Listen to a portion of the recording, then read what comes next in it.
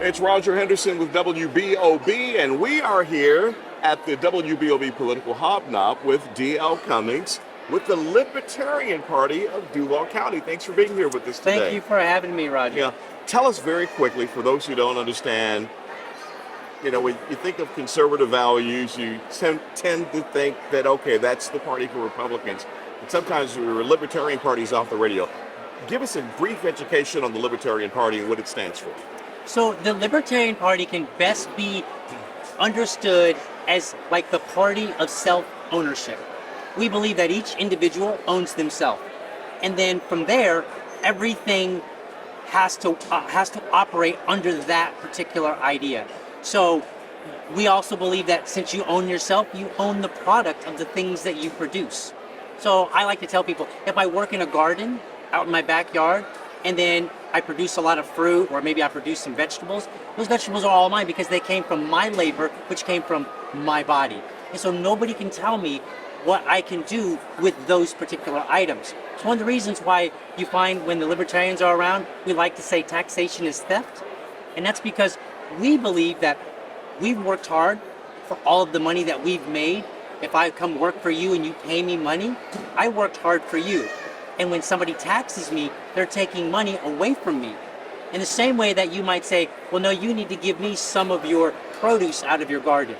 So we believe that everything sprouts from this idea of self-ownership.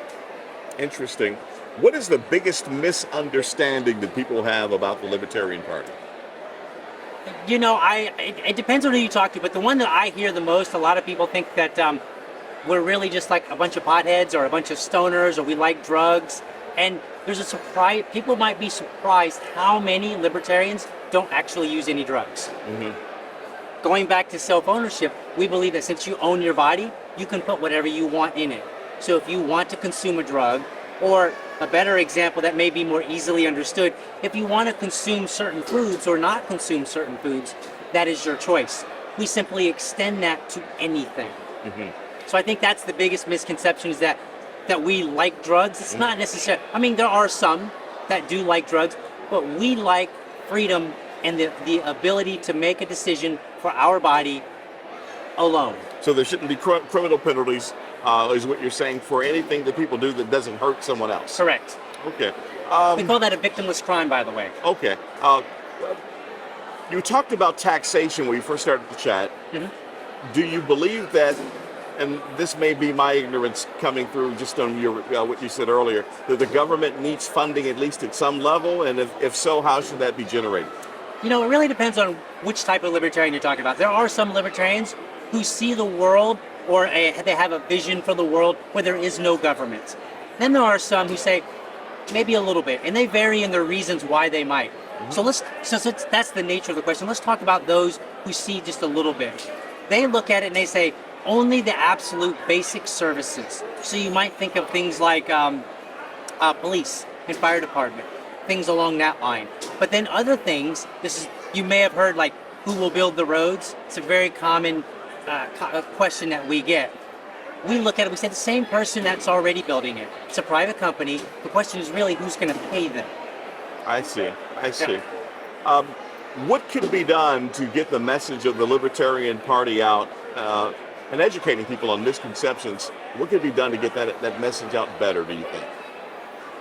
Let's see, what could be done to get it better? Generally speaking, libertarians are excluded from debates. People don't really hear perspectives, right. and it's basically rumor, innuendo, and I guess from your perspective, maybe even false assumptions. Right. You know, it used to be a serious question, like, how can we get that message out?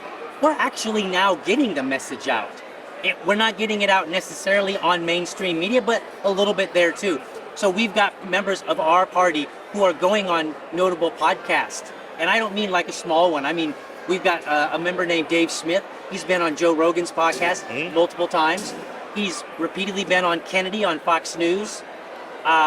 We have other libertarians that are getting out there. Spike Cohen, he travels all over the U.S. He was previously our vice chair nominee in the last election, so he travels all over the place now doing a lot of activity. He has his own podcast.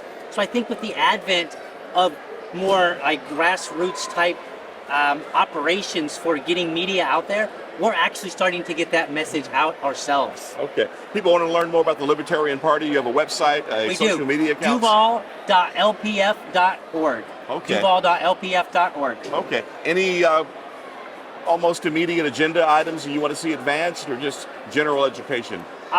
I think right now one of our big ones is abolishing the gas tax here in Jacksonville, the one that they just recently voted on, where they voted an additional 6-cent gas tax and then extended the previous 6-cent gas tax. We want to have that abolished altogether.